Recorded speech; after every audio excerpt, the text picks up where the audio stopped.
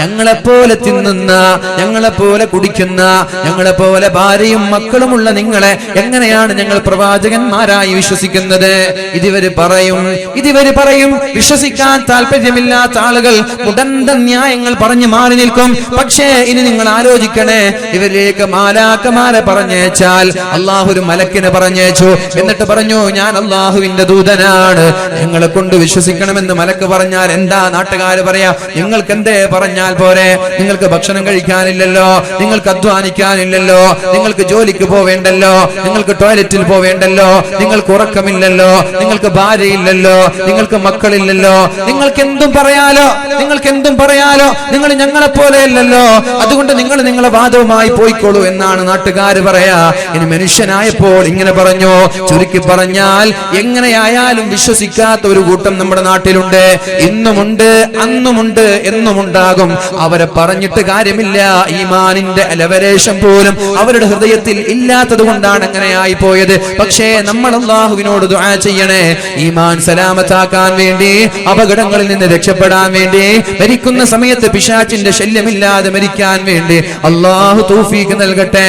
അപ്പോഴാണ് ഈ മൂന്നാളുകൾ പറഞ്ഞത്, ഖാലൂ റബ്ബുനാ യഅലമു ഇന്നാ ഇലൈക്കും ലമുർസലൂൻ. നിങ്ങൾ എന്ത് പറഞ്ഞാലും ഞങ്ങൾ അല്ലാഹുവിന്റെ പ്രവാചകൻ തന്നെയാണ്. അവര് പറഞ്ഞു, ഇന്നാ തതയ്യർനാ ബിക്കും. നിങ്ങൾ വന്ന ശേഷം ഇവിടെ നാട്ടിൽ മഴയില്ല, നിങ്ങൾ വന്ന ശേഷം നാട്ടിൽ മഴയില്ല, നിങ്ങൾ ശകുനപ്പിഴയാണ്, നിങ്ങൾ അപലക്ഷണമാണ്. ഈ നാട്ടിൽ നിന്ന് നിങ്ങൾ പോയില്ലെങ്കിൽ കല്ലെറിഞ്ഞ് നിങ്ങളെ ഓടിക്കുമെന്ന് ഇവർ പറയുകയാണ്.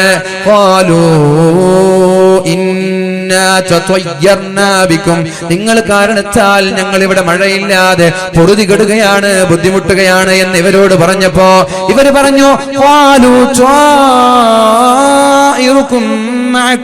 ഞങ്ങളുടെ അടുത്ത് ശകുനപ്പിഴയില്ല, ഞങ്ങളുടെ അടുത്ത് അപലക്ഷണമില്ല, നിങ്ങൾ തന്നെയാണ് കുറ്റക്കാർ.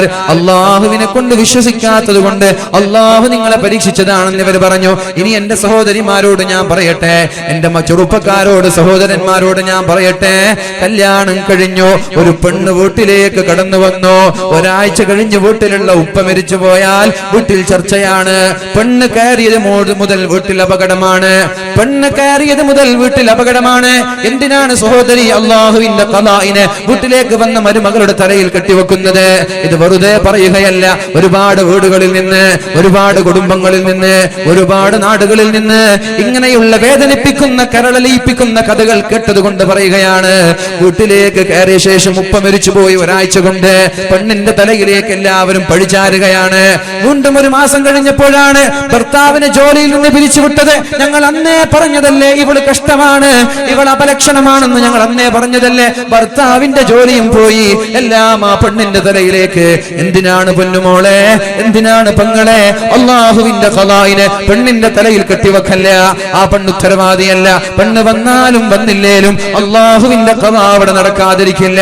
പെണ്ണ് വന്നാലും ഇല്ലെങ്കിലും, മരുമകൾ വന്നാലും വന്നില്ലേലും അവിടെ അള്ളാഹുവിന്റെ ഖദാ നടക്കാതിരിക്കില്ല. എന്നാൽ ഞാൻ ചോദിക്കട്ടെ, ഇനി കല്യാണം കഴിച്ചു കൊടുത്തു, ഒരു പൊന്നുമോളെ കല്യാണം കഴിച്ചു കൊടുത്തു, ഒരു മരുമകൻ നമ്മുടെ വീട്ടിലേക്ക് കടന്നു വന്നു. വന്നിട്ട് ഒരാഴ്ചയാകുമ്പോഴേക്കും പെണ്ണിന്റെ ഉപ്പ മരിച്ചു പോയാൽ നിങ്ങൾ പറയുമോ ഈ ചെറുക്കനെ കെട്ടിയപ്പോഴാണ് അപകടം തുടങ്ങിയതെന്ന് പറയുമോ? അങ്ങനെ പറയാറില്ലല്ലോ. ഒരു മാസം കഴിഞ്ഞിട്ട് ഈ പെണ്ണിന്റെ ആങ്ങള ആക്സിഡന്റിൽ മരിച്ചുപോയി, നിങ്ങൾ പറയുമോ ഈ ചെറുക്കൻ കാരണമാണ് ഇവിടെ അപകടം ഉണ്ടായതെന്ന്? അപ്പൊ എല്ലാം പെണ്ണിന്റെ തലയിൽ കെട്ടിവെച്ച് രക്ഷപ്പെടാൻ നോക്കണ്ട. എന്തേ ഈ ചെറുക്കന്റെ വിഷയത്തിൽ ഈ കാര്യം പറയാത്തത്? ഈ ചെറുക്കനും വീട്ടിലേക്ക് കയറിയപ്പോഴല്ലേ ഈ വീടിന്റെ പിതാവിന്റെ ബിസിനസ് നഷ്ടപ്പെട്ടത്, ജോലിയിൽ നിന്ന് പെണ്ണിന്റെ പിതാവിനെ പിരിച്ചുവിട്ടത്. അതുകൊണ്ട് നമ്മൾക്കുണ്ടാകുന്ന അപകടങ്ങൾ മറ്റൊരാളുടെ തലയിലേക്ക് കെട്ടിവെക്കല്ല പെണ്ണെ, കെട്ടിവെക്കല്ല കുടുംബക്കാരാ, കെട്ടിവെക്കല്ല സഹോദരിമാരെ. അത് അപകടം വിളിച്ചു വരുത്തുമെന്ന് മാത്രമല്ല, രക്ഷപ്പെടാനുള്ളൊരു വഴി ഞാൻ പറഞ്ഞു തരാം. അള്ളാഹുവിന്റെ ഹബീബ് പറഞ്ഞത്, ഇന്ന സ്വദഖത തദ്ഫഉ, ഇന്ന സ്വദഖത തറുദ്ദുൽ ബലാ. സ്വതക്ക നൽകണേ, അപകടങ്ങളിൽ നിന്ന് രക്ഷപ്പെടാൻ, അപകടങ്ങൾ വരാതിരിക്കാൻ, അള്ളാഹുവിന്റെ ശർറായ വിധിയിൽ നിന്ന്, ആക്സിഡന്റിൽ നിന്ന്, മാറാരോഗങ്ങളിൽ നിന്ന്, പെട്ടെന്നുള്ള മരണങ്ങളിൽ നിന്ന്, മക്കള് മരിച്ചു പോകുന്നതിൽ നിന്ന്, ബിസിനസ് സാമ്രാജ്യം തകർന്ന് തരിപ്പണമാകുന്നതിൽ നിന്ന് രക്ഷപ്പെടാൻ വേണ്ടി മാന്യമായ രീതിയിൽ ദിവസേന നിത്യേന സ്വതക്ക നൽകണേ. കഴിയുന്ന ഒരു സ്വതക്ക നൽകി ദുആ ചെയ്യണേ. അല്ലാഹുവേ, ഞാൻ സ്വതക്ക നൽകിയിരിക്കുകയാണ്, നിന്റെ ഹബീബ് പറഞ്ഞതുപോലെ അപകടങ്ങളിൽ നിന്ന് എന്നെ കാക്കണേ അല്ലാ. സ്വതക്കയാണ് അപകടങ്ങളെ രക്ഷപ്പെടുത്തുന്നത്. അല്ലാഹു രക്ഷപ്പെടുത്തുമാറാവട്ടെ. അതുകൊണ്ട് എന്റെ പ്രിയമുള്ള സഹോദരിമാരോട്, പക്ഷി ലക്ഷണം നോക്കാൻ പാടില്ല, പക്ഷി പറന്നാൽ യാത്ര ഒഴിവാക്കാൻ പാടില്ല. ഒരു മൈന കണ്ടാൽ അധ്യാപകന്റെ കയ്യിൽ നിന്ന് അടി വാങ്ങിക്കും, 2 മൈന കണ്ടാൽ അടി വാങ്ങിക്കൂല. ഒരു വിശ്വാസം നമ്മുടെ നാട്ടിലില്ലേ? ഞാനൊക്കെ പഠിക്കുന്ന കാലത്തുണ്ടായിരുന്നു. ഒരു മൈന കണ്ടാലേ രണ്ടാമതൊരു മൈന കാണാൻ വേണ്ടിയിട്ട് എങ്ങോട്ടെങ്കിലും ഇങ്ങനെ ഓടി നടക്കലാണ്. കാരണം എങ്ങാനും ഒന്ന് കണ്ടിട്ട് സ്കൂളിൽ എത്തിയാൽ ഇന്ന് ടീച്ചറിന്റെ കയ്യിൽ നിന്ന് അടി ഉറപ്പാണ്. അപ്പൊ എന്ത് ചെയ്യും? രണ്ടാമതൊരു മൈന കാണാൻ വേണ്ടി പറ്റും. സത്യത്തിൽ ആ കുട്ടിക്കാലത്ത് ഇന്നും ഈ വയസ്സായിട്ട് ആളുകൾ അതിങ്ങനെ പിന്തുടരുന്നുണ്ടോ എന്നാണ്. ഒരു സൂപ്പർസിഷൻ എന്ന് പറയില്ലേ, ഒരു അനാചാരം, ഒരു ആചാരം അല്ലെ, ഒരു എന്തായാലും പറയാ, അത് ഇന്നും പല ആളുകൾ അത് വിശ്വസിക്കുന്നുണ്ടെന്ന് എനിക്ക് തോന്നുന്നു. അതൊക്കെ ഒരു വിഡ്ഢിത്തരാണ്. യാത്ര തുടങ്ങുമ്പോൾ പൂച്ച മുന്നിലൂടെ ഓടിപ്പോയി, അല്ലാ ഇന്ന് യാത്ര ചെയ്താൽ പോയി, ഞാൻ ഇന്ന് യാത്ര ചെയ്യുന്നില്ല, ഇന്നുണ്ടത്, അതൊക്കെ ഒഴിവാക്കണം. അതൊക്കെ വെറുതെയാണ്. പഠിച്ചോനെ ഇതൊക്കെ തീരുമാനിക്കുന്നത്. പൂച്ച അഡ്ഡം കടന്നു, പൂച്ച മറുകര കടന്നു, പൂച്ച പിന്നെ എന്താണ് കുറുകെ കടന്നു എന്നൊക്കെ വിചാരിച്ചിട്ട് ഇവിടെ അപകടങ്ങളൊന്നും ഉണ്ടാവൂല. ബിസ്മില്ലാഹി തവക്കൽതു അലല്ലാഹ്. അല്ലാഹുവേ, ഞാൻ നിന്നെ പരമേൽപ്പിക്കുകയാണ്, ഞാൻ നിന്നെ ഏൽപ്പിക്കുകയാണ്. ഇത് പറഞ്ഞ് നമ്മൾ ഇറങ്ങിയാൽ ഒരു പൂച്ചയ്ക്ക് ഒരു ചുക്കും ചെയ്യാൻ പറ്റൂല. അല്ലെ, പൂച്ചയ്ക്കൊന്ന് ഓടണ്ടേ? നാട്ടിലുള്ള പൂച്ചയ്ക്ക് ഏതെങ്കിലും വീട്ടിൽ ഉറങ്ങാനുള്ളതാണ്, അവർക്ക് ഓടി നടക്കണ്ടേ? അവർ ഓടുന്ന രീതിയിലൊന്ന് ഓടി. അപ്പൊ നിങ്ങൾ വരുന്നതിന് മുമ്പ് ഓടിപ്പോയി, അത്രേ ഉള്ളൂ. അല്ലാതെ ഈ പൂച്ച ഓടിയത് കൊണ്ട് നിങ്ങൾക്കൊരു അപകടം, ഒരു ചുക്കും വരും. ഇനി കഷ്ടകാലം പൂച്ച ഓടിയ ദിവസം എങ്ങാനും എന്തെങ്കിലും ആക്സിഡന്റ് പറ്റിയാ പിന്നെ അതങ്ങോട്ട് വിശ്വസിക്കുകയും ചെയ്തു പൂച്ച തന്നെയാണ് അപകടം ഉണ്ടാക്കിയത്. കുഫ്റിലേക്ക് അത് നയിക്കും. അല്ലാഹു കാക്കട്ടെ. വീട്ടിൽ കാക്ക കരയാറുണ്ട്, നമ്മുടെ കാക്കച്ചി കരയാറുണ്ട്. കാക്കച്ചി കരഞ്ഞാൽ എന്തായാലും ഇന്ന് വിരുന്നിന് വരുന്ന അതിഥികൾ വരുന്ന ഒരു വിശ്വാസം അത് വരാറുണ്ട്. കട്ടകാലത്ത് പലപ്പോഴും വരാറുണ്ട്. അപ്പൊ നമ്മൾ വിചാരിച്ച കാക്ക കരഞ്ഞാൽ അതിഥി വരും. സത്യത്തിൽ കാക്ക കരഞ്ഞതുകൊണ്ടാണ് അതിഥി വരുന്നത്? അല്ല. അപ്പൊ അങ്ങനെ ഒരു വിശ്വാസം നമ്മൾക്ക് ഉണ്ടാവരുത്. എല്ലാം റബ്ബിലേക്ക് ചേർക്കുക, മനുഷ്യന്മാരിലേക്കോ മൃഗങ്ങളിലേക്കോ ചേർക്കരുത്. മൂങ്ങ കരഞ്ഞാൽ അപകടങ്ങൾ ഉണ്ടാകുന്നുള്ള ഒരു വിശ്വാസം, ഈ ഒരു വിശ്വാസം നിങ്ങൾ ഇങ്ങനെ പക്ഷി ലക്ഷണം ഒന്നും നോക്കരുത്. ഇതൊക്കെ തെറ്റാണെന്ന് പരിശുദ്ധ റസൂലുള്ളാഹി സ്വല്ലല്ലാഹു അലൈഹി വസല്ലം. അപ്പൊ ഇവരിങ്ങനെ വലിയൊരു തർക്കം നടന്നുകൊണ്ടിരിക്കുകയാണ്.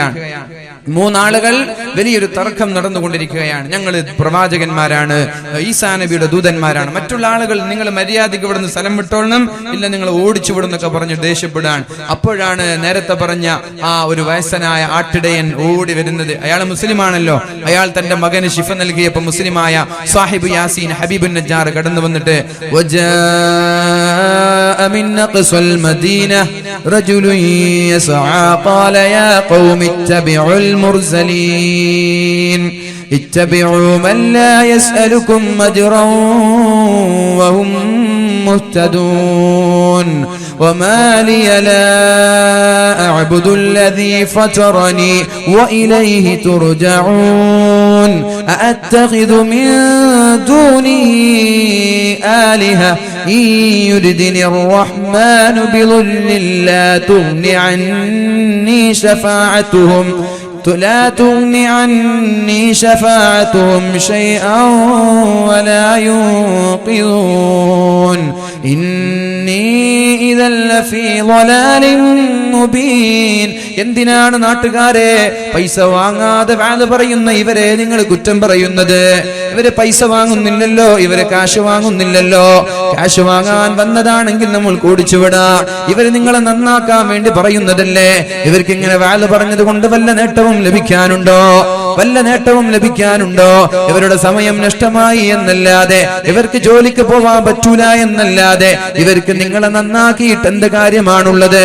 അപ്പൊ നിങ്ങൾ മനസ്സിലാക്കേണ്ടത്, ഇവര് വിളിക്കുന്നത് നന്മയിലേക്കാണ്. ഇവർക്കൊരു നേട്ടം ഇതിലില്ല, സാമ്പത്തിക ലാഭം ഇവർക്കിതിലില്ല, സ്ഥാനമോഹം ഇവർക്കിതിലില്ല. അതുകൊണ്ട് ഇവരെ വിശ്വസിക്കണേ എന്ന് സ്വാഹിബ് യാസീൻ എന്ന് പറയുന്ന ഹബീബുൻ നജ്ജാർ പറഞ്ഞപ്പോഴാണ് അവർ ചോദിച്ചത്, നീ ഇവരെ കൊണ്ട് വിശ്വസിച്ചിട്ടുണ്ടോ? ഇവരെ കൊണ്ട് വിശ്വസിച്ച ആളാണോ, മുസ്ലിമാണോ താങ്കൾ? അവര് പറഞ്ഞു, അതെ, ഇവരെ കൊണ്ട് ഞാൻ എങ്ങനെയാണ് വിശ്വസിക്കാതിരിക്കുക? അള്ളാഹുവിനെ കൊണ്ട് ഞാൻ എങ്ങനെയാണ് വിശ്വസിക്കാതിരിക്കുക? കാരണം ലോകത്തിന്ന് ആരാധിക്കുന്ന സകലമാന ദൈവങ്ങൾ, പശുവിനെ ആരാധിക്കുന്നവരുണ്ട്, മൃഗങ്ങളെ ആരാധിക്കുന്നവരുണ്ട്, ഉമ്മയെ ആരാധിക്കുന്നവരുണ്ട്, സൂര്യനെ ആരാധിക്കുന്നവരുണ്ട്, വെള്ളത്തെ, തീയിനെ, മരങ്ങളെ, ബിംബങ്ങളെ ആരാധിക്കുന്ന പലരും ഇന്നുണ്ട്. പക്ഷേ അള്ളാഹു ഒരു ദ്രോഹം നൽകാൻ, അള്ളാഹു ഒരു അപകടം നൽകാൻ തീരുമാനിച്ചാൽ പശുവിനെ കൊണ്ട് അപകടത്തെ തടയാൻ പറ്റുമോ? വെള്ളത്തെ കൊണ്ട് അപകടത്തെ തടയാൻ പറ്റുമോ? തീയിനെ കൊണ്ട് അപകടത്തെ തടയാൻ പറ്റുമോ? ഒരു സുനാമി വരാൻ, ഒരു കൊടുങ്കാറ്റ് വരാൻ, ഒരു വെള്ളപ്പൊക്കം വരാൻ, ഒരു ഭൂകമ്പം വരാൻ അള്ളാഹു തീരുമാനിച്ചാൽ തീയിനെ കൊണ്ടോ, ബിംബങ്ങളെ കൊണ്ടോ, ഉമ്മമാരെ കൊണ്ടോ, അമ്മമാരെ കൊണ്ടോ, ആൾ ദൈവങ്ങളെ കൊണ്ടോ അതിനെ ചെറുക്കാൻ പറ്റില്ലല്ലോ.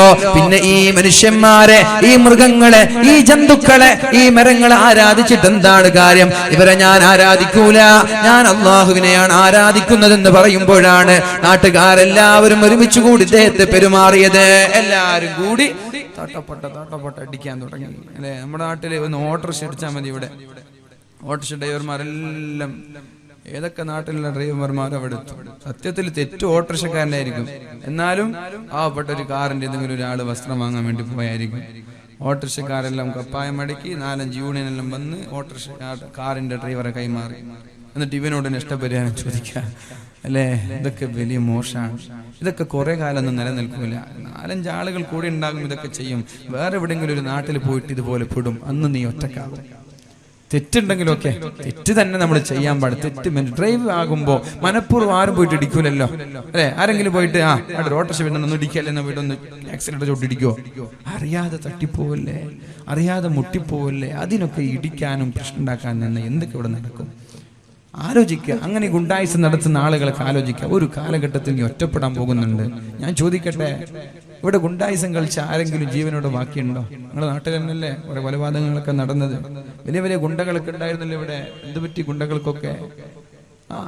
കുറച്ചു കാലം ഇയാൾ കൊല്ലും, പിന്നെ ഇയാളെ വേറെ ആള് കൊല്ലും, പിന്നെ അയാളെ മറ്റൊരാൾ കൊല്ലും. ഇതാ ഗുണ്ടകളുടെ അവസ്ഥ. ചെയ്താ അവർക്കൊന്ന് ധൈര്യത്തോടെ പുറത്തിറങ്ങാൻ പറ്റൂല. പുറത്തിറങ്ങണമെങ്കിൽ വണ്ടിയിൽ വാള് വേണം, വണ്ടിയിൽ കത്തി വേണം, 4-5 ആളുകൾ പ്രൊട്ടക്ഷൻ വേണം. എങ്ങാനും ഒരു ദിവസം ചങ്ങായിമാരൊന്നും കിട്ടിയില്ലേ, ഖലാസ്, അങ്ങനല്ല സംഭവിക്കുന്നത്. അതുകൊണ്ട് ഈ ഗുണ്ടായിസൊക്കെ നിർത്തി ഒന്ന് മാന്യമായി ജീവിക്കാൻ നോക്കുക. ഈ തെമ്മാടിത്തരൊക്കെ നിർത്തി മാന്യമായി ജീവിക്കാൻ നോക്കുക. എല്ലാവർക്കും എന്ത് ചെയ്യുക, എല്ലാം പുറത്തു കൊടുത്തു. ഒരു വണ്ടി തട്ടിയതിന്റെ പേരിൽ, ഹോർൺ അടിച്ചതിന്റെ പേരിൽ, മുട്ടിയതിന്റെ പേരിലൊന്നും കുഴപ്പങ്ങൾ ഉണ്ടാക്കരുത്.